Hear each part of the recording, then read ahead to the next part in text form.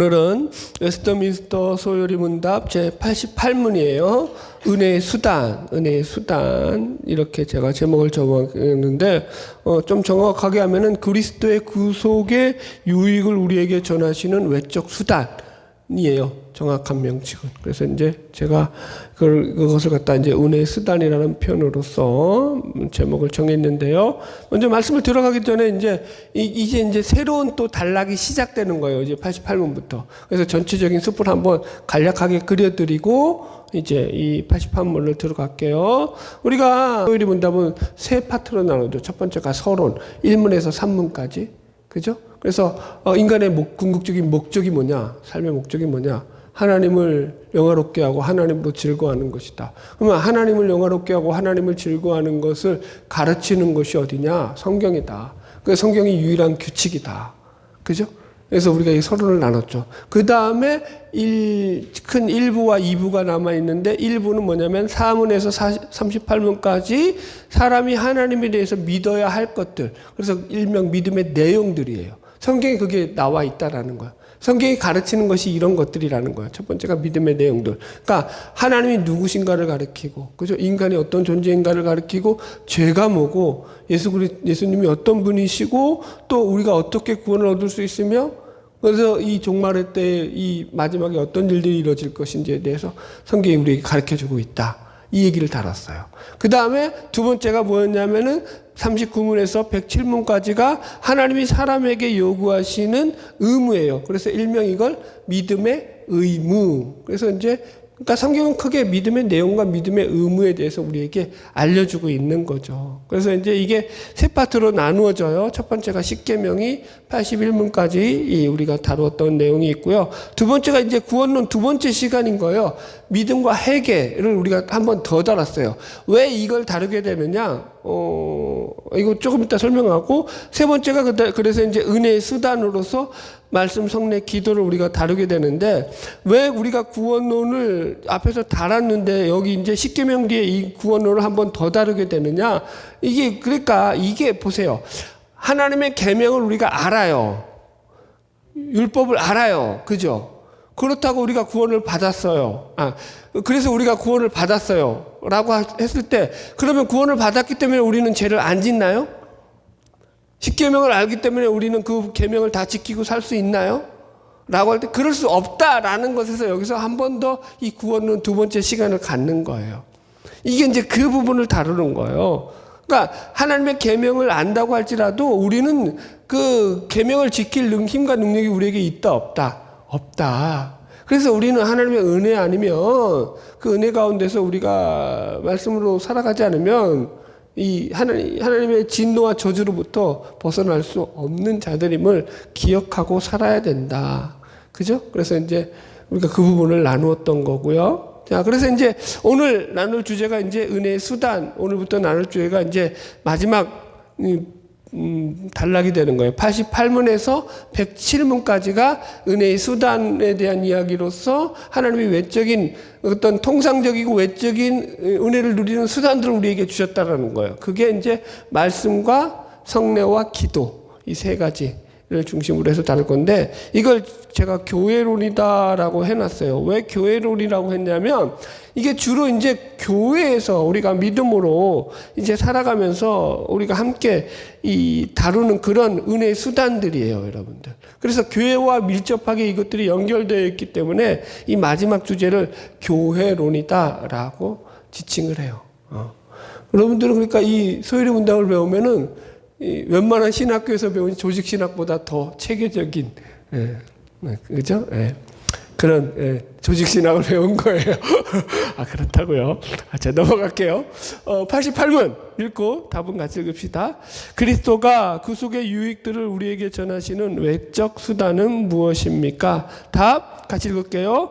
그리스도가 구속의 유익들을 우리에게 전하시는 외적이고 통상적인 수단은 그의 규례들인데 특별히 말씀, 성례, 기도입니다. 이 모든 것들은 구원을 위해 택자들에게 효과적입니다. 그러니까 구원의 유익들 우리에게 구원의 유익이라고 하죠. 우리가 구원을 받은 것으로 끝나는 게 아니라는 거예요, 여러분들. 그죠?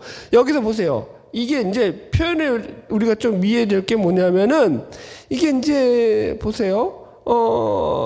구원의 유익들을 그리스도께서 우리에게 전하시는 외적 수단들이 있다라는 것, 은혜의 수단들이 있다라는 거예요. 그건 여러분들 보세요. 이게 무슨 내용이냐면은 그냥 한 번 구원받은 것으로도 다 끝나느냐라는 거예요. 그렇지 않다라는 거예요. 그래서 제가 이제 구원에 대한 오해를 가지고 먼저 이 주제를 갖다가 여러분들에게 설명을 서론적으로 시작을 했는데요. 1-1 한 번 구원은 영원한 구원인가? 그죠? 같이 읽어볼까요? 한 번 구원은 영원한 구원인가? 한 번 구원은 영원한 구원이다. 그것과 더불어 vs 대 한 번 구원을 받아도 타락할 수 있다. 지금 그러니까 이게 대표적인 장로교와 감리교가 충돌하는 부분이기도 해요. 교리적으로 이 부분은요. 그러니까 제가 왜 이걸 은혜의 수단이라는 제목을 붙였냐면은 이 제목만 보더라도요. 한번 구원받았어, 은혜 받았으면 끝이야. 그러면 은혜의 수단이 필요해요, 안 필요해요? 안 필요하죠. 은혜의 수단들이 이를 이야기한다는 건 지속적으로 우리가 받은 구원을 잃어버리지 않기 위해서 애쓰고 노력해야 될 부분들이 있다는 거 없다는 거예요. 있다. 이 얘기가 되기 때문에 여러분들. 자, 이게 왜 문제가 되냐면 이 두 주장에는요. 성경에 다 근거 구절들이 다 나와 있어요. 그러니까 한 번 구원은 영원한 구원을 뒷받침하는 구절들도 성경에 엄청 많고요. 이제 구원받은 뒤에도 타락했다는 내용들이 또 성경에 엄청 많아요. 내용들이. 대표적으로 제가 두 구절만 이제 예를 써놨는데, 그래서 이 부분에 대한 부분을 좀 정리해 볼게요. 먼저 한 번 구원은 영원한 구원이다에 대한 성경적인 근거 구절이 에베소서 1장 4절로 5절이에요. 같이 읽을까요? 곧 창세전에 그리스도 안에서 우리를 택하사 그 기쁘신 뜻대로 우리를 예정하사 예수 그리스도로 말미암아 자기의 아들들이 되게 하셨으니. 그러니까 보세요. 우리가 구원받은 것은 창세전에 하나님께서 우리를 예정하신 것이야. 택하신 것이야. 그렇기 때문에 창세전부터 예정했는데 그게 변할 수 있어요, 없어요? 그건 안 변해. 그러니까 우리가 받은 구원, 한 번 구원은 영원한 거야 라고 지금 이야기하는 게 이게 이제 장로교의 예정론에 해당하는 부분이죠. 자, 반면에 그 반대되는 구절 하나, 히브리서 6장 4절로 6절 같이 읽읍시다. 시작. 한번 빛을 받고 하늘의 은사를 맛보고 성령에 참여한 바가 되고 하나님의 선한 말씀과 내세의 능력을 맛보고도 타락한 자들은 다시 새롭게 하여 회개할 수 없나니. 그러니까 보세요. 그러니까 앞에 이 내용들은요, 큰 은혜를 받은 자들이에요. 교회 안에서도. 그냥 대충 그냥 주일날만 교회 왔다 갔다 하는 정도가 아니라, 그죠? 신령한 은혜까지 다 맛본 사람들인데도 불구하고 타락한 자들이 있다는 거예요, 없다는 거예요? 있다라는 거예요. 그런 자들은 다시 새롭게 회개할 수 없다. 이렇게 얘기를 하고 있어요. 그러니까 이게 이제 우리 감리교 측의 입장으로서, 예를 들어서 믿음에서 감리교에서는 떨어져 나가는 대표적인 것들이 이 배교라든가 미혹이라든가 퇴보하는 신앙, 이런 것들은요, 우리가 얼마든지 우리 신앙에서 떨어져 나갈 수 있다라고, 그래서 그것을 갖다가 주의하고 조심해야 한다라고 가르쳐요.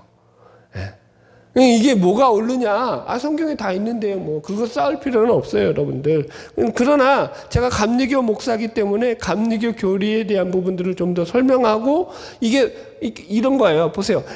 그럼에도 불구하고 장로교의 교리에 강점이 있죠.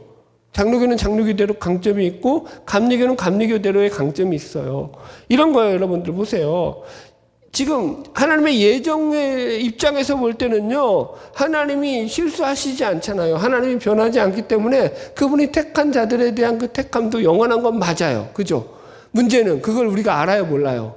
모른다는 거예요. 그래서 히브리서 6장 말씀 같은 경우를 거기서는 어떻게 해석하냐면, 장로교에서는 이 사람들은 겉으로는 택한 자인 것 같은데 사실은 택하지 않은 자였다.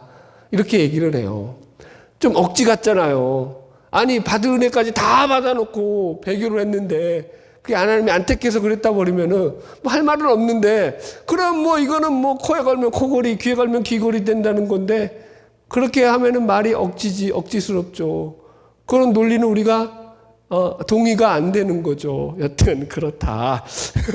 그래서 우리가 항상 살피고 있지만 이 구원은요, 영원한 구원은 맞는데 그것이 누구의 입장인 거예요? 하나님의 입장에서는 영원한 거예요. 우리에게 변하지 않는 거예요. 그 택하심이. 그러나 우리 입장에서는요, 그것이 영원하다고 말할 수 있어요, 없어요? 누구도 그걸 장담할 수 있는 인간이 있어요, 없어요? 없어요. 그래서 바울은 두렵고 떨림으로, 그죠? 항상 복종하여서 너희 구원을 이루라라고 한 거예요. 제가 늘 얘기했잖아요. 그래서 구원의 가장 큰 핵심 타이틀이 뭐예요? 이미와 아직의 긴장감 속에서 우리가 예수를 믿는 거라고요. 하나님 나라가 구원받으면 이미 임해요. 그러나 그게 완성된 거예요? 아니라고요. 이해했죠? 완성은 그분 앞에 서는 날까지 우리가 이루어가는 과정인 거예요. 그래서 이미 임했지만 아직은 임하지 않은 거예요. 완전하게. 그래서 구원은요, 항상 이렇게 생각해야 돼요. 내가 예수 믿고 구원받았다는 것은 출발을 의미하는 것이지 그것이 완성을 의미하지 않는다. 거기에 대해서 착각하면 안 된다. 성경에 보세요. 예를 들어서 믿음의 선조들이 구원을 받았다고 우리가 예상되는 그런 믿음의 선조들의 그런 이야기들을 보면은 그들은요, 어느 정도 자신들의 구원을 장담하고 큰 소리 치는 사람들이 있었어요, 없었어요? 없어요. 구원에 대해서 큰 소리 안 쳐요, 여러분들. 다윗이 보세요. 우리아의 아내 밧세바를 범하고 그저 우리아까지 죽이고 죄지고 난 뒤에 어떻게 고백을 해요? 내가 죄인인데 어느 정도 죄인이냐면은 내가 어머니 태 속에 있을 때, 어머니 뱃속에 있을 때부터 내가 죄인이었다. 내가 죄 중에 잉태되었다. 그렇게 얘기한다고요, 여러분들. 그게 여러분 참 구원받은 사람들의 모습이에요, 사실은. 늘 우리는요, 우리의 구원에 대해서 두렵고 떨림으로 우리가 늘 이루어간다는 입장 속에서 그래서 이제 은혜의 수단들이 나오는 거예요. 이 구원을 잘 이루어가는 차원에서 우리가 은혜의 수단들을 잘 활용해야 할 필요가 있다, 없다? 있다. 이 얘기를 하려고 여태까지 쫙 제가 이제 밑바닥을 깔아놓은 거예요. 넘어갈게요. 두 번째, 1-2. 이 구원에 대한 오해 두 번째가 뭐냐면은 살기는 내 마음대로 살고 싶은데 구원은 받고 싶다. 이제 믿음이 이제 좀 없는 신자들이 제일 부러워하는 성경에서 사람이 있죠. 누구예요? 네. 여기서 났죠. 십자가에서 예수님 우편에 달린 강도.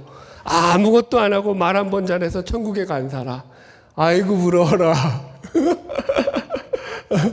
그래서 그거 누구예요? 그 기독교를 공인시켰던 로마의 콘스탄틴 대제가 그렇게 기독교 국교로 만들어 놓고도 인정해 놓고도 자기는 세례를 죽기 직전에 받았다. 뭔 얘기예요? 천국은 가야겠고 구원은 받아야겠는데 예수 믿고 사는 거는 까다로워. 그래서 할 수 있는 데까지 늦추는 거예요. 세례받는 걸. 참, 이 여러분들. 이게 그러니까 왜 이러냐면 구원에 대한 부분들을 많이 우리가 사실은 혼동하기 때문인 거예요, 여러분들. 이게 이 구원을 자꾸 어떻게 생각하냐면은 우리가 이제 죽어서 천국에 들어가는 거, 낙원에 들어가는 거. 물론 맞아요. 맞는데 틀려요. 그렇게 생각하다 보니까 자꾸 이게 우리 현실 속에서 이 우리의 삶에 일어나야 될 구원의 역사들을 놓치게 되는 거예요. 그죠? 어떤 구원은요, 가장 큰 특징이 뭐냐면 내가 하나님이라는 존재가 복음이 신이 내 안에 들어오는 거라고 했잖아요. 하나님이라는 존재가 내 안에 들어옴으로 말미암아 내가 그분과 연결된 삶을 살아가게 되는 게 구원이거든요. 하나님 없는 천국이 말이 돼요? 안 되죠. 그죠? 근데 여기서는 내 맘대로 살다가 이제 죽을 때쯤 그래가지고 내가 이제 세례를 받아서 어찌어찌 그래서 구원받았다 치자고요. 그래서 천국에 갔는데 하나님은 전혀 몰라요. 왜? 여기서는 내 맘대로 살았으니까. 구원은 받았는데 하나님은 모른다. 생각해보세요. 그게 가능하겠냐고요. 자, 다시 물을게요. 콘스탄틴 대제가 구원받았을까요? 이러면 또 퀘스천 마크인 거 모르는 거야. 그죠? 우리 여러분 구원을 이게 여러분들 자꾸 이게 이 거룩과 경건이라는 단어는요 우리에게 심히 부담스러운 단어예요.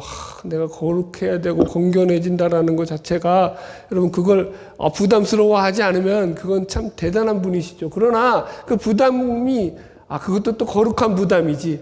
그것도 거룩하게 부담을 가지라니까 또 그것도 또 걸리고 그런 단어들이 다 걸리는 게 뭐냐면 이게 자꾸 이제 우리가 이 거룩해진다라는 게, 경건해진다라는 게 내가 가진 자유를 박탈당한다라는 그런 좀 잘못된 편견이라고 할까요? 오해, 구원에 대한 오해를 가지고 있기 때문인 거예요. 내가 예수를 믿어서 구원받은 삶을 살아고 경건한 삶을 살면은 구별된 삶을 살아야 되니까 뭐 참아야 되고 다 인내해야 되고 내가 죽어야 되고 뭐 하여튼가 맨날 그런 얘기만 들으니까 내 뜻대로 못 사는 거 아니야? 라는 두려움이 있다고요. 물론 그런 부분도 있는데 그것보다 훨씬 더 사실은 구원이 주는 그 은혜가 크고 깊고 넓고 복되다. 할렐루야. 예, 여기까지 넘어갈게요. 3번 넘겨서 경건의 유익이 있다. 이건 그러니까 구원의 유익을 제가 이제 여기 본문에서는 구원의 유익이라고 말하고 있어요. 그렇죠? 여기 보세요. 그리스도가 구속의 유익들을 우리에게 전하시는 외적 수단. 그래서 benefit of redemption 원어가 그거예요. 그러니까 구속의 유익들이 있어요. 그러니까 저는 이걸 경건의 유익들이다라고 표현을 했어요. 같은 표현이에요. 구원의 유익, 경건의 유익. 자, 보세요. 디모데전서 4장 8절 읽을까요? 육체의 연단은 약한의 유익이 있으나 경건은 범사에 유익하니 금생과 내생에 약속이 있느니라. 예. 그러니까 제가 경건의 유익이 있다라는 걸 이렇게 표현했어요. 운동이 주는 유익으로 비교를 했어요. 여러분, 운동을 하게 되면은요, 육체적, 정신적 건강뿐만 아니라 그것을 통해 가지고요, 많은 에너지를 우리가 가지게 돼요. 그래서 운동은요, 그죠? 사람들이, 뭐, 누구나 다 그것을 통해 가지고 장점이 많지 단점이 많지는 않아요, 운동에. 너무 과잉 운동해 가지고 몸이 망가지는 경우, 뭐, 그건 간혹 있는 거죠. 대부분은 다 어때요? 우리의 육신에 건강을 준단 말이에요. 그런데 이런 이 운동이 주는 유익이 보세요. 육체의 연단이 약간의 유익이라는 거예요. 그만큼 경건의 유익이 훨씬 더 크다라는 거예요. 여러분들. 자, 제가 그래서 질문 2가지로 이 부분을 설명을 했어요. 첫 번째가 우리가 닮고 싶은 사람은 누구냐라는 거예요. 요새 아이들이 닮고 싶은 사람들이 누굴까요? 예. 요새 아이들이 하고 싶은 꿈 1위가 뭔지 아세요? 유튜버. 하여튼 애들 세상 다 버려놨어요. 하여튼. 연예인, 뭐 이런 거. 하여튼 돈 잘 벌고 인기 많고 이런 것들은요. 시대도 안 변해요. 늘. 우리 때는, 돈 많은 부자. 혹은 돈 많은 부자에게 시집가는 거. 웃자는 얘기죠. 보세요. 여러분들이 꿈꾸는 그런 사람은 닮고 싶은 사람이 어떤 사람인가.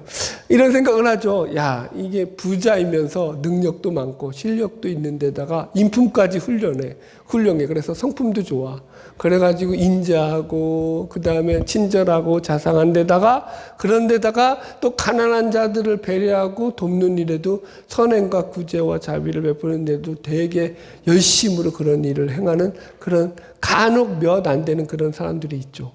그걸 보면, 부럽다. 그죠? 여러분들. 그런 사람들이 되고 싶죠. 그러나 이제 그거는 이게 꿈 같은 얘기고요. 다 그렇진 않아요. 우리가 닮아가야 될 궁극적인 존재는요, 성경은 하나님이라고 얘기해요. 그래서 우리가 누구를 닮아야 된다고요? 하나님. 하나님을 닮은, 하나님의 형상을 따라 지음받았기 때문에 하나님을 닮아야 된다. 그 하나님을 닮아가는 게 곧 뭐다? 경건이다. 보세요. 경건을 연습한다라고 해서 이게 오해하지 말 것은 이게 그냥 마냥 즐겁고 행복한 것이 아니다. 이거 착각하면 안 돼요, 여러분들. 이렇지 않아요. 여러분, 운동을 한다고 해가지고 마냥 즐겁기만 해요? 아니에요. 처음에는 힘들어요. 팔굽혀펴기 안 하다가 하면은요, 이게 달리기도 마찬가지고 모든 운동은 처음 시작할 때 힘들어요, 다. 그죠? 어느 정도 이제 근육이 붙고 실력이 붙고 습관이 됐을 때나 편해지는 거죠. 마찬가지예요, 여러분. 그러니까 어떤 사람이라도 여러분들 그 운동을 통해서 자기가 조금씩 실력을 늘려나갈 때 거기서 개발되어지는 그런 이 부분들이 생겨나는 것처럼 경건의 유익도 마찬가지예요. 우리가 경건의 연습, 훈련을 통해 가지고 꾸준히 우리가 경건을 훈련할 때 우리 안에서 이런 유익들이 생겨나게 되는 줄로 믿습니다. 자, 보세요. 두 번째, 이거예요. 운동을 하면 몸이라도 좋아지지 질문이에요. 그런데 경건을 연습한다고 떡이 나오냐, 밥이 나오냐? 경건을 아무리 연습해도 요 모양 요 꼴로 살고 있는데, 너무 속을 찔렀나요? 어때요? 딱이지 않나요? 경건하게 내가 뭐 열심히 주를 위해서 힘쓰고 노력한다고 한들 요 모양 요 꼴인데 라고 말할 수 있어요. 여기에 대한 답이 뭐라고요? 경건의 유익이 뭐냐면 경건을 연습하기 전에는 요 모양 요 꼴로 사는 것에 대해서 불평하고 원망하고 억울했다면은 이게 이제는 좀 덜 억울해지는 거예요. 안전히 억울해지는 게 사라지진 않아요. 제 경우는 그래요. 완전히 사라졌다는 분들 저한테 좀 오세요. 저도 그 비법 좀 배우게. 인생의 정답은 없다.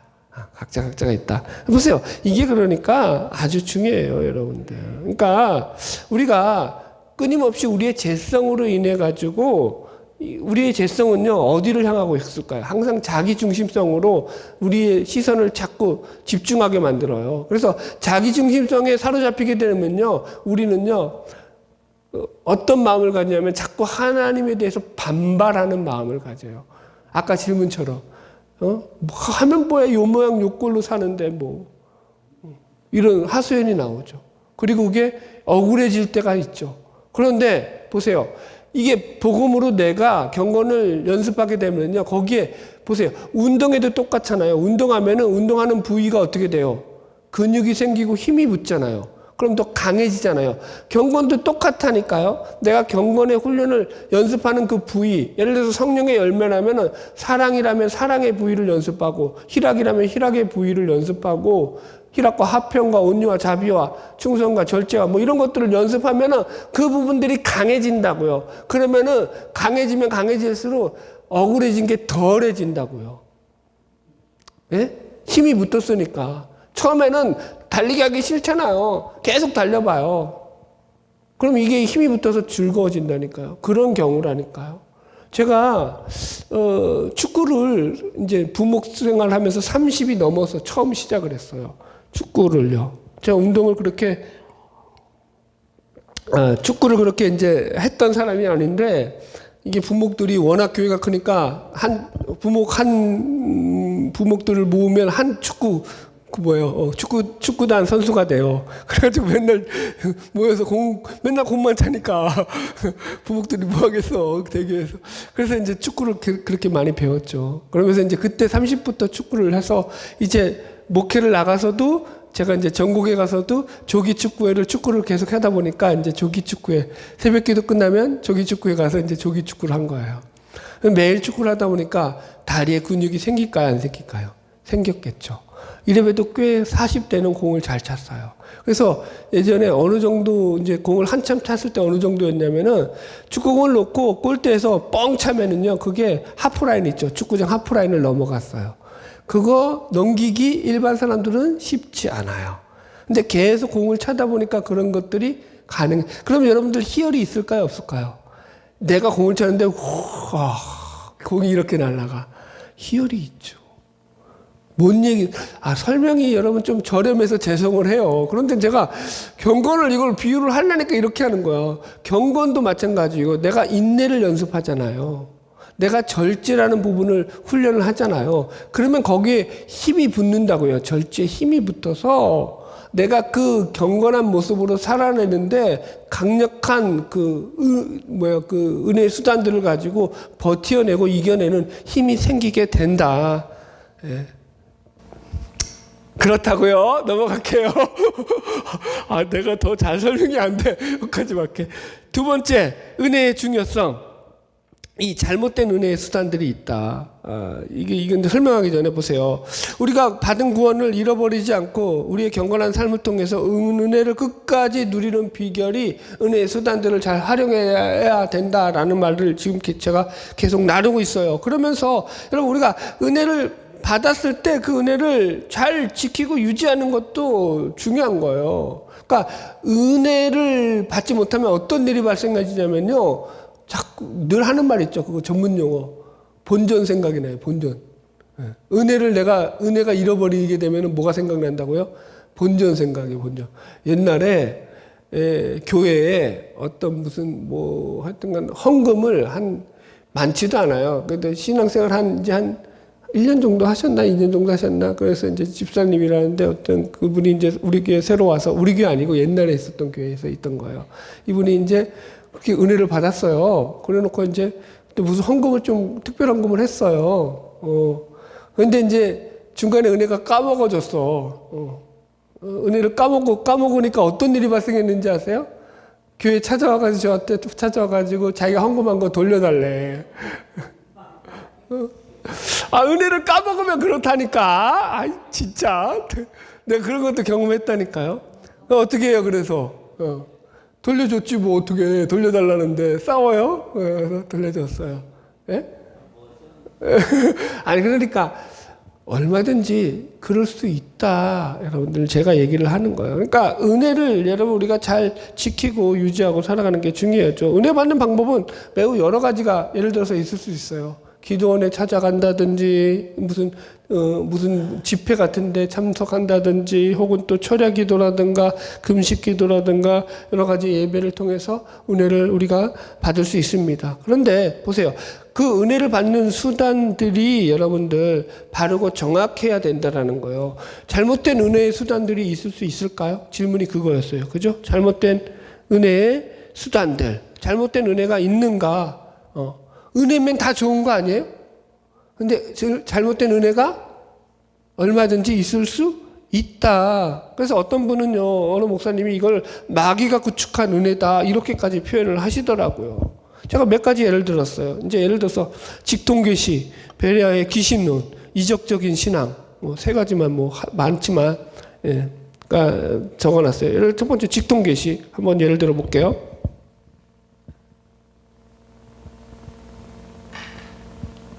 이제 엊그제 우리 셋째도 신학교를 다니잖아요. 그러니까 막 이제 학교에서 레포트 쓰고 공부하고 막 그러는데, 전화가 왔어요. 그러면서 이제 기도를 하는데 하나님의 음성을 듣는다고 하는데 그게 어떤 느낌인지 궁금해서 아빠한테 이제 물어보려고 전화를 한 거예요, 저한테. 그게 잘 모르겠다. 그래서 제가 이제 기도 가운데서 성령의 조명과 성령의 감동하심과 이런 것들을 쭉 설명을 해주고 이야기를 쭉 하다가, 그러니까 하나님의 음성을 듣는다는 게 아주 위험한 요소가 다분히 포함되어 있다라는 설명을 했어요. 예를 들어 가지고 누구예요? 예수전도단에 하나님의 음성을 듣는 법, 예수전도단 창시자죠. 그 사람이 쓴 책이죠. 거기 책에 보면은요, 그러니까 그 사람들이 이제 쉽게 말해서 이제 빈털터리로 전도하잖아요. 가가지고 현지에서 이제 조달한단 말이에요.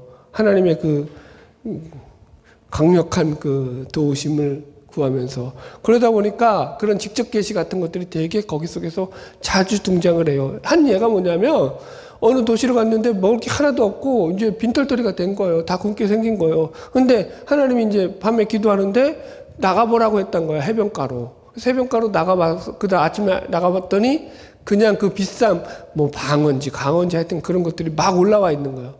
비싼 고깃대들이 해변가로 올라와 있는 거예요. 그래서 그거를 잡아가지고 팔아서 천국을 충당하고도 남았더라. 라는 이런 식의 간증들. 여러분 들으면 어때요? 하나님 왜 나한테 그런 계시 안 해주지? 어디 가서 땅 사라. 여러분 책 중에 그런 책이 있어요? 없어요? 우리 하나님 부자 하나님. 이분도 저기 어디야? 뉴질랜드 선교사야. 그 책이 우리 하나님 부자 하나님이에요. 어디 가서 뉴질랜드에서 이제 땅을 샀는데 자기 돈을 얼마 안 들고 하나님 그러니까 거기 하여튼 무슨 사 샀더니 그 땅이 그죠? 수십 배인가 하여튼 엄청나게 올라가지고 그런데 땅이 또 거기는 얼마나 커요. 면적이. 그죠? 대박 난 거 아니에요. 그래서 간증하고 선교센터 찍고 지금도 뉴질랜드 가는 사람들 거기 선교하는 센터에서 거기 돕고 그런 걸 한단 말이에요. 그건 또 그러지. 하나님 그 사람한테는 얘기해 주면서 나한테는 왜 땅 사라는 얘기 안 해줘요?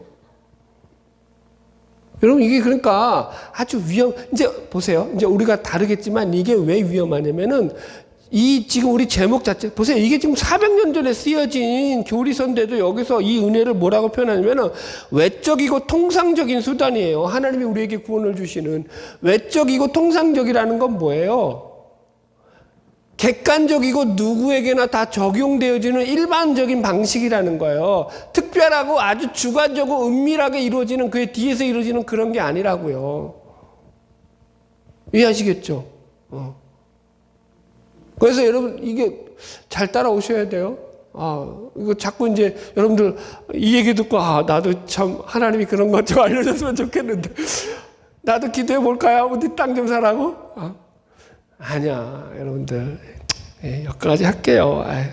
그러니까 이런 것들은 되게 위험하다. 잘못될 수 있다. 유대인들의 잘못된 선민의식처럼. 그래서 잘못된 오어의식에 빠질 수 있다. 조심해야 된다. 두 번째, 배려의 귀신론도 마찬가지죠, 여러분들. 여기는 내일 성락교회는 지금도 축기 사역을 늘 할 거예요. 그렇게 귀신을 많이 쫓았는데 왜 귀신은 거기만 모이냐고. 나는 이해가 안 가. 여러분들. 그게 참 이게 답답한 거죠, 사실은. 여러분들. 그게 은혜가 여러분들 그러니까 그게 거기에 빠지면은요, 그게 엑스타시가 됐든 카타르시스가 됐든 그걸 계속 마약처럼 그걸 맛보지 않으면 그 강분해야 된 그 감정적인 그 희열감이 안 채워진다고요. 대표적인 게 지금 또 써놨죠, 마지막으로. 이적적인 신앙, 신비적인 은사 집회, 성령 집회, 신유 집회. 여러분들. 이게 여러분 보세요. 부흥회 같은 데가 참 위험한 게 뭐냐면 부흥회는요 사람들이 어떤 소리를 듣고 싶어 하냐면은 거기 속에서 말 그대로 진짜 성공하고 그래서 출세한 사람들의 얘기, 예수 잘 믿어서 그런 얘기들이 줄을 이룬다고요. 그럼 거기 속에서는 기적적인 일들이 등장을 할까요, 안 할까요? 등장을 하죠. 그거 등장 안 하면은 강사로 안 쓰죠. 스토리가 없는데 뭐하러 강사를 써요. 그러니까 여러분들 이게 왜 위험하냐면 그런 데서는 그러니까 그런 것들을 보세요. 방언을 해야지 진짜 믿음이야. 무슨 은사도 못 받고 무슨 성령을 받았다고 말하지 말어. 뭐 그러면서 하여튼가 별의별 신비적이고 기적적이고 은사주의적인 것들을 추구하는데 그게 거짓된 것이 엄청나게 많아요.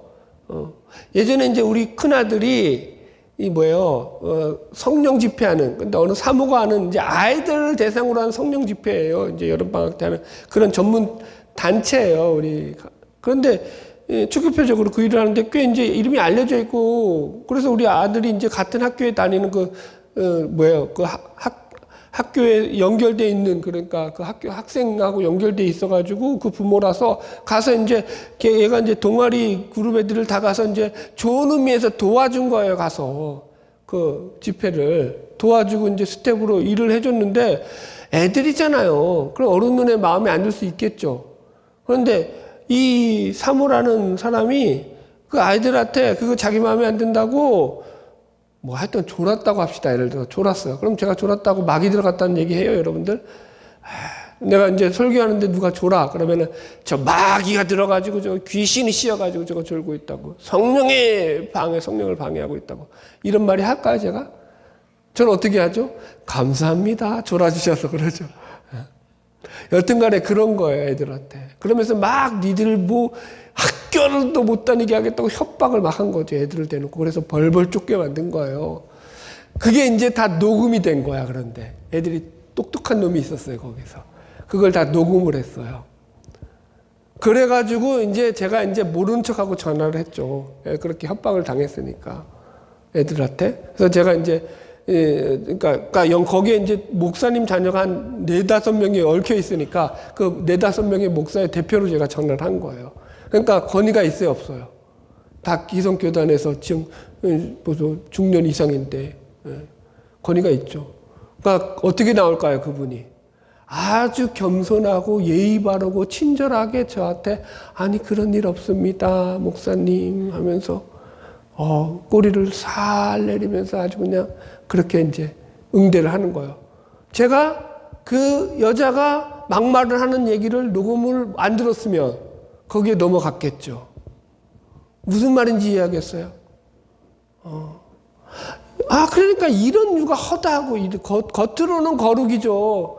그게 무슨 거룩이냐고요, 여러분들. 거짓된 거죠, 여러분들. 그러니까 성령 사역을 한다는 걸 조심해야 되는 거예요.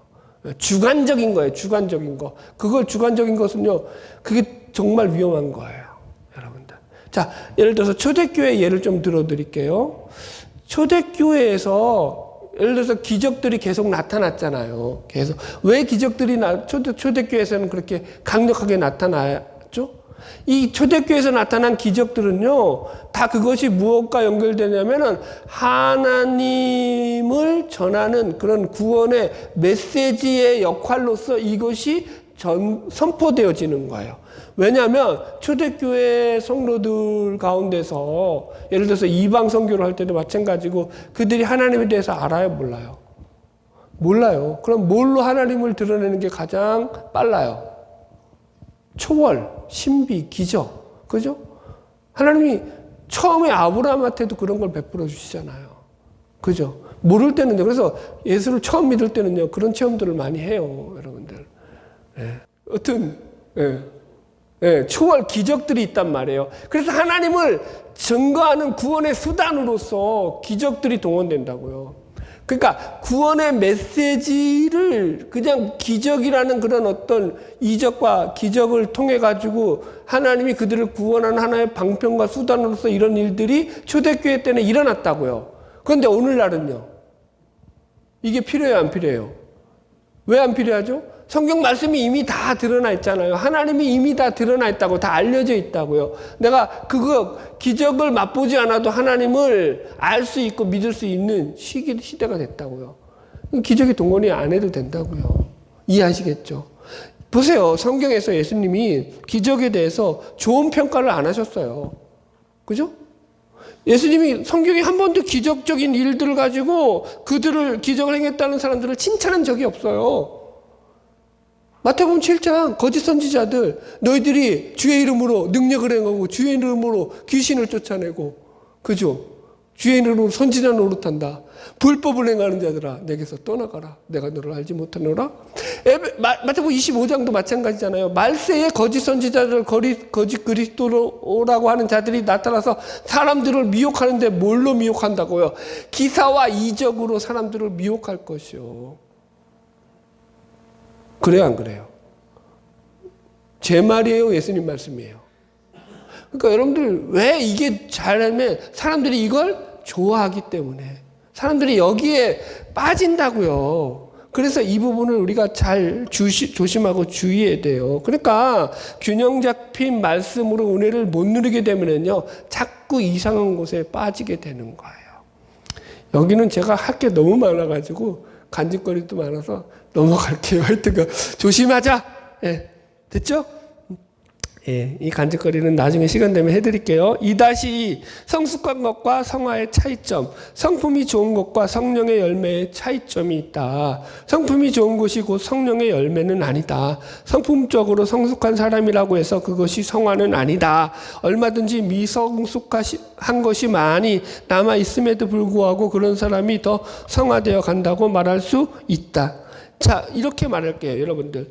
예를 들어서 가정 환경이 좋은 가정 환경에서 자라면서 누릴 거 다 누리고 배울 거 다 배웠어요. 그런 사람은요, 이 교육적인 수준도 좋고 그러다 보니까 인품과 성품이 다 골고루 갖춰질 수 있는 거예요. 환경적으로. 그죠? 그럴 수 있어요, 여러분들. 반대로 어려운 환경에서 자라나서 얼마든지 미성숙함이 남아 있어가지고, 그러니까 이 성숙의 인격적인 성숙에 대해서 많이 모자란 그런 사람도 있다고요, 교회 안에. 그죠? 공존한다고요. 그러면 그 사람의 어떤 인격적 성숙이 곧 성화예요? 그렇게 볼 수 없다고요. 인격적으로 성숙한 사람이 예를 들어서 인격적 성숙을 완성을 100이라고 놓을 때 예를 들어서 한 70, 60 정도가 이제 완성되어 있는 사람이 있어요. 여기 속에서 이 사람이 열심히 이제 그다음 예수를 믿어서 한 5 정도 성화되었다고 칩시다. 그럼 75가 됐다고 칩시다. 그죠? 반면에 이 사람은 인격적으로 미성숙해가지고 30, 40이 인격적 성숙도예요. 아주 낮아요. 근데 예수를 믿고 많이 변해져서 이 사람이 30이나 더 성화됐어요. 그래서 70이 됐든 60이 됐다고 칩시다. 성화가. 그럼 보세요. 수치로 따지면은 75로 더 성화되고, 사람들이 겉으로 볼 때는 이 사람이 훨씬 더 인격적이고 성숙하고 성화된 사람처럼 보인다고요. 성화는 조금밖에 안 이뤘지만. 왜요? 성숙도가 훨씬 더 높으니까. 처음부터 가진 그 디폴트 값이 좋아서. 그죠? 반면에 이 사람은 그게 낮아요. 그런데 이렇게 성화됐는데, 그래서 겉으로 볼 때는 이 사람이 더 성화가 덜 된 것 같다고요. 그러나 그게 누가 더 성화 많이 된 거예요? 성화로 따지자면은. 전자예요, 후자예요? 후자죠. 이해 가셔요? 무슨 말인지? 제가 전자일까요? 후자일까요? 대답을 잘하세요. 이러. 하여튼간 도움을 하죠. 이해하셨죠? 전자요. 그죠? 전자로 봐야 돼요, 저는. 예, 예. 그렇다고요, 여러분. 넘어갈게요. 3번. 예. 이제 외적이고 통상적인 수단. 그래서 이게 단어가 중요해요. 이게 outward, ordinary 이런 말을 썼다는 거예요. 그러니까 외적이다, 통상적이다 이런 것들은요. 그러니까 이게 그러니까 객관적인 방식들이라는 거예요. 3-1 읽어드릴게요. 그리스도께서 획독하신 구속. 그러니까 그리스도의 연합, 효과적 부르심, 칭의, 양자됨, 성화, 믿음, 회개 등을 신자에게 적용하시는 분은 성령님이신데 이게 외적이고 통상적인 수단, 즉 은혜의 수단을 사용하여 일어난다. 제가 이거 그래서 외적이고 통상적인 수단을 은혜의 수단이라고 번역을 한 거예요. 다른 목사님들도 이렇게 많이 이야기를 해요. 그러니까 아까도 얘기했지만 은혜 받는 수단들은 여러 가지가 있다고요. 한 가지가 아니잖아요. 여러분 보세요. 어떤 사람들은요, 자연을 보고도 하나님을 느낀다니까요. 그죠? 여러분들. 어떤 예술을 하는 사람들은요, 예술을 하면서 거기 속에서 음악이라든가 미술이라든가 하여튼 자기들의 그 영역 속에서 하나님의 그 깊은 은혜를 체험하는 경우가 있어요. 여러분. 그러니까 은혜는 여러 가지 방식으로, 뭐, 기도회를 통해서도 받을 수 있고, 뭐, 여러분, 우리 때 한참 유행했던 게 뭐죠? 지금도 마찬가지예요. 좀, 그러니까, 좀 신령하다는 하는 분들은 정월 신년이 되면 어디로 가요? 신년에. 예. 저기 이제 기도원에 가는 거예요. 저기. 무슨 기도원이죠, 거기가? 오살리 기도원. 예. 강남 기도원. 예. 이제 조금 극성스러운 사람들은 오살리 기도원 가고, 조금 덜한 사람들은 강남 기도원 가고. 어쨌든, 안 가봤어요? 안 가봤으면 말하지 마라.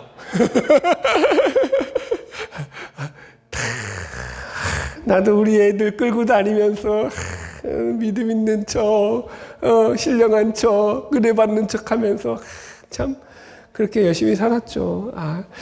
왜냐면 그걸 안 하면 좀 신령한 신자가 아닌 것 같아. 사람들한테 그걸 우리 그때 거기 갔다 왔어 이래야 돼. 이게 드러나는 거야 그게. 외적으로 여러분들 그거 안 하면요 이런 이거예요. 목욕하는데 비누칠 안 하고 그냥 물만 끼얹고 나온 찝찝함. 뭐 알라나 몰라였던가요? 그런 찝찝함이. 그러니까 그 시절은 그런 게 있다고요. 그런데 그런 은혜들이 여러분들 보세요. 그게 주관적이고 특별한 은혜의 수단이 아니라 여기서 말하는 것은 아주 객관적이고 외적인, 그러니까 누구에게나 다 보면은 알 수 있는 그런 방법을 통해 가지고 주어지는 은혜의 수단들이라는 거예요. 자, 2번 읽을게요. 외적이고 통상적 은혜는 수단은 은혜를 받는 주관적 방식들이 아니라 말씀과 성례와 기도와 같은 객관적인 방식들을 가리킨다. 그러니까 이게 객관적이라는 것은요. 그러니까 자기만의 받은 특별한 어떤 주관적인 그런 은혜가 아니라는 거예요. 예를 들어서 찬양을 하는데 찬양을 부를 때 어떤 사람은 그 찬양에 특별히 더 은혜를 받을 수 있어요? 없어요? 있죠. 그건 주관적인 거죠. 객관적인 게 아니에요. 이해하시겠죠? 다 받는 거예요. 다 똑같은 거예요, 여러분들. 예를 들어서 자기 방식만 고집하는 것들은요 되게 위험한 것이 뭐냐면은 기도할 때도 옛날에는 이제 제가 있던 교회는 워낙 그런 쪽이었잖아요. 그러니까 부르짖어 기도 시키니까 얼마나 소리를 고래고래 질렀겠어요. 근데 문제는 새벽 기도 와가지고 그런 인간들이 가끔 또 한두씩 터져 나와요. 제 뒤에 이제 그런 사람이 앉은 거예요. 기도를 하는데 어떻게 하겠어요? 샬랄랄랄랄라 얄랄랄랄라 하면서 아주 그냥 요란한 법석을 떠는 거예요. 새벽에 뒤에서. 그런데 교회가 그런 분위기니까 제 성격 같으면 뭐라겠어요. 원래 뒤로 들어가지고 조용히 좀 하시죠 이래야 되는데 그걸 못하는 거죠. 남의 기도를 방해하는 거야. 그러니까 거기선 기도를 어떻게 가르치냐면 옆 사람의 기도가 내 귀에 들리지 않게 네가 더 크게 기도해. 그렇게 가르쳤다고요. 그럼 그건 주관적인 거죠. 객관적인 게 아니에요, 여러분들. 그러니까 기도가 여러분들 꼭 부르짖어야지만 기도해요? 반대로 그러면 뭐 묵상해야지만 기도해요? 아니에요. 기도의 방식은요. 그러니까 기도라는 것을 통해서 하나님의 뜻을 알아가고 기도의 본질이죠. 그것을 우리가 배워나가는 것이지, 여러분들. 어떤 주관적인 그런 신비적인 방식이나 이런 것들이 맞다 이렇게 말할 수 있는 것이 아니다, 여러분들. 무슨 체험을 했다 이것도 그래서 되게 조심스러운 거예요. 신비적인 체험일수록, 그죠, 여러분들. 그 체험을 상대방에게 강요할 수 있죠. 네, 그러나 그건 개인적인 어떤 하나님과의 밀접한 만남일지언정 그게 이 객관적인 요소가 될 수 있어요, 없어요? 그러면 다 누구나 다 그렇게 동일하게 경험을 해야 되는데, 아까도 얘기했잖아요. 하나님이 왜 저 사람에게는 땅 사라고 해가지고 저렇게 부자 되게 만들었는데 왜 나한테는 그거 안 해주시냐고요. 그럼 모든 사람들 다 그럼 뭐라고 말하죠? 그 사람은 너가 믿음이 없어서 그래. 그런 것들이 조심해야 된다. 넘어갈게요. 3-3 외적 수단에 대한 오해. 성령님은 외적 수단 없이 은혜를 주신다는 주장들이 있어요. 아까도 얘기했듯이 신비주의자들이라든가 직통계시들. 그러니까 이 하나님이 은혜를 부어주시는 외적 수단들이 말씀과 성례와 기도라고 했잖아요. 이런 거 필요 없다라는 거예요. 하나님으로부터 직접 나는 음성을 듣는 사람이야. 나는 하나님과 직접 대화하는 사람이야. 이거 왜 이래? 그렇게 나가는 거죠, 여러분들. 그래서 신비주의자들은요, 이런 외적 수단들을 등한시합니다. 그들은 하나님께서 자유롭게 자신들에게 은혜를 부어주신다라고 내적인 증거들, 여기는 지금 내적인 증거 얘기하는 게 아니라고요. 외적인 증거라고요. 겉으로 드러나는 증거들을 이야기한다고요. 그래서 이런 부분들을 조심해야 된다. 넘어갈게요. 외적 수단들이 기계적으로 은혜를 부어주는 것은 아니다. 그러니까 이게 외적 수단이라고 해가지고 보세요. 천편일률적으로 성경 몇 장 읽고 기도 몇 시간 하고, 여러분 그러면 은혜 받는 거예요? 네? 어느 교회에서는 뭐 목회자는 하루 5시간 이상 교회 기도 안 하면 강단에 서질 마라. 뭐 하자는 거야? 그러면 말씀 준비는 언제 하라는 거야? 여러분들. 네. 그러니까 보세요. 이 인간이요 똑같지가 않다고요. 내가 매일 기계적으로 어떤 기도를 하고 말씀을 읽는다고 해도요. 보세요. 인간의 심리 상태에 대해서 어떨 때는 그게 귀찮고 하기 싫을 때가 있어요. 어떨 때는 그게 은혜가 돼가지고 나한테 달콤한 말씀으로 나를 회복시킬 때가 있다고요. 아까도 설명했잖아요. 인간의 악함에 대해서. 제가요, 보세요. 예를 들어 볼게요. 제가 경건을 연습할 때 내 마음 가운데서 하나님 중심으로 내 마음이 향해 있을 때는요. 경건을 연습하는 게 좋을까요? 싫을까요? 엄청 좋아요. 기뻐요. 그리고 이것을 해서 내가 정말로 행복해요. 그런데 내가 자기 중심성에 빠져 있어서 제적인 그런 어떤 요소들이 나를 더 사로잡고 있어요. 그러면 경건을 연습하는 게 좋을까요? 싫을까요? 당연히 싫죠. 귀찮죠. 하기 싫어요. 이게 인간이라고요. 기계적으로 내가 말씀 읽으면 돼. 이거 아니라고요. 기도하면 돼. 이게 아니라고요. 이걸 기계적으로 적용할 수 있다 없다. 그거 조심해야 된다. 넘어갈게요. 3-4 통상적 수단과 그렇지 않은 것들. 그러니까 이 광야의 만나는 통상적 수단이 아니라는 거예요. 그래서 가나안 땅에 들어가면은 만나는 계속 내려야 돼요. 그쳐야 돼요.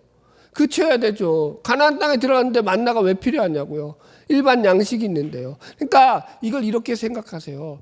지금 이 은혜의 수단들, 외적이고 통상적인 은혜의 수단들은 우리가 먹는 쌀밥하고 같아요. 매일 먹는 밥이라고요. 매일 우리가 주식으로 먹는 거라고요. 그죠? 보세요. 그런데 그렇지 않은 것들은 예를 들어서 이런 거예요. 맨날 외식만 하고, 부자면 가능하죠. 맨날 외식만 하고 살 수 있어요? 맨날 죽만 먹고 살 수 있어요? 맨날 피자만 먹을 수 있어요? 그죠? 이해하지? 그런 거예요. 그러니까 하나님이 특별하게 그렇게 주시는 은혜들이 있어요, 물론. 그러나 그거는 우리의 주식이 아니라고요. 은혜의 수단들은 외적이고 통상적이라는 건 날마다 평범한 삶 가운데서 날마다 이루어지는 내가 은혜를 까먹지 않고 유지시키는 그런 수단들을 의미한다. 예. 예수님의 오병이어 기적도 마찬가지예요. 그죠? 자꾸 보리떡 5개 물고기 2마리 놓고 뻥튀기 해달라고 기도하면 위험하다. 그러지 말아라. 예. 자꾸 뭐 어디 투자해놓고 그거 하나님 이거 왜 지금 표현을 이렇게 했잖아요. 투자해놓고 하나님 이거 빨리 대박 나게 해주세요. 그런 거 조심해야 된다. 자, 4번 말씀 성례 기도. 그래서 성례는 보이는 말씀이고 기도는 하나님의 말씀에 드러난 하나님의 뜻을 따라 구하는 것이므로 은혜의 수단인 말씀 성례 기도 가운데 중심은 뭐다? 말씀이다. 그러니까 항상 말씀이 기준이 되고 중심이 돼서 기도와 성례가 점검되어진다고요. 아멘? 예. 빨리 나갈게요. 4-2 말씀과 성례와 기도는 이거 어차피 다음 주부터 이제 다룰 거기 때문에 좀 빨리 이거 부분은 이제 끝내도 돼요. 말씀과 성례와 기도는 하나님이 정하신 규례이지 사람이 감정 경험으로 검증하고 임무로 결정하여 만든 것이 아니다. 무슨 말이냐? 사람들이 경험을 해서 그것을 말씀과 성례와 기도와 이런 성례들이 효과적이다라고 깨달아서 정한 것들이 아니라는 거예요, 여러분들. 우리가 만든 것이 아니라 성경에서 그렇게 규정하고 있기 때문에 이것을 은혜의 수단으로 삼았다라고 웨스트민스터 소요리 문답을 만드신 목사님들이 이렇게 연구를 하시고 우리에게 친절하게 가르쳐 주시는 거예요. 디모데전서 4장 5절 하나님께서 지으신 모든 것이 선함에 감사함으로 받으면 버릴 것이 없나니 하나님의 말씀과 기도로 거룩하여 짐이라. 열심히 달려왔습니다. 이제 끝내겠습니다. 적용점. 이것도 내용이 많은데 빨리 줄일게요. 첫 번째, 신앙에 있어서 주관적 요소를 조심해야 한다. 그죠? 그러니까 한번 유익했던 경험이 고정관념이 되거나 추구하는 목적이 되는 것은 위험하다. 항울경 같은 경험했다고 해가지고 그런 체험이 계속 내가 그렇게 해야지만 은혜를 받는 거다. 아니라고요, 여러분들. 기도를 하는데 맨날 눈물만 나면 어떡하자고요, 여러분들. 눈물 안 나면 그럼 은혜가 없는 거예요? 아니라고요, 여러분들. 좀 그래도 좀 우세요, 우실 분들은. 가끔은 울어, 좀. 울 때는 울어야죠. 너무 또 쌍막해도 안 되고요. 넘어갈게요, 그냥. 그렇다고요. 기도원의 예봇. 그러니까 기도원의 예봇이 우상으로 변했다라는 거죠. 그러니까 보세요. 예봇은 제사장의 의복이잖아요. 좋은 거죠. 근데 그게 얼마든지 우상으로 될 수 있다라는 거예요. 노뱀도 마찬가지잖아요. 그죠? 이게 우상으로 변하잖아요. 십자가의 예표가 된 그런 좋은 건데. 그래서 우리가 늘 그 부분을 조심해야 돼요. 어떤 주관적인 것들로 그걸 바라보게 되면요, 예수 믿는 게 아주 이상해져 버려요. 그죠? 그래서 기독교를 어떻게 가냐면 너와 내가 다르다로 간다고요. 나는 특별하고 너는 특별하지 않아로 간다고요. 그러면 잘못된 선민의식이 되고 그러면 믿음이 오해받는다. 그런 믿음은 위험하다. 두 번째, 특별한 것이 통상적인 것을 대신하는 것도 위험하다. 일상적 성경 읽기, 기도하기, 성례에 참여하기를 기도원 신앙이 대체할 수 없다. 우리는 날마다 밥 먹고 산다고요. 아멘? 우리의 건강을 유지시켜 드리는 것은 집에서 먹는 밥이지 특별히 하는 몇 번 하는 외식이 아니라고요. 나는 외식하기 위해서 1년 12달 열심히 일해서 이 외식을 기다리고 이거 먹고 나서 나는 내 이거 하나만 먹고 나는 내 인생은 죽을 거야. 끝장 볼 거야. 이렇게 안 산다고요. 매일매일 먹는 그죠? 평범해 보이는 그 밥상, 그 반찬, 그거 먹고서 우리가 매일 건강을 유지하고 힘을 내며 살아간다. 지금 그 얘기하는 거예요. 은혜의 수단들. 매일매일 말씀을 듣는 거예요, 여러분들이. 그래서 여러분들 좀 과식을 하죠. 목사가 자꾸 많이 먹이는 바람에. 죄송하긴 한데 여튼 뭐 나쁘진 않아요. 그래도 2번, 부흥회가 일상적인 예배를 대체할 수 없다. 이것도 마찬가지죠. 그죠? 어떤 특별 집회 같은 것은요, 여러분들 그거 참여하지 말라가 아니라 위험 요소가 있음을 알고 말씀을 분별해서 들을 줄 알아야 된다. 여러분 오늘 이 밥상이 어땠어요, 여러분들? 이게 여러분 훨씬 특별하지 않나요? 몰라 난 이게 좋아요. 이 밥상이 좋아요. 어디 가가지고 뭐 이상한 밥상, 하나님이 나한테 땅을 주셨네, 뭘 주셨네, 이런 밥상. 나도 그런 밥상을 받아봤으면 좀 좋겠는데 나는 하여튼 이런 밥상이 더 좋아요. 하나님과 날마다 친밀히 가까이 나아가게 만들어주는 밥상. 할렐루야. 예, 그래서 우리의 삶의 말씀, 성례, 기도에 초점을 맞추고 은혜의 수단들을 가지고 활용해서 구원의 유익을 누려가는 삶을 살아가자. 바라기는 저와 여러분의 삶을 통해서 이 은혜가 늘 부어지는 축복이 있기를 축원합니다. 기도하겠습니다.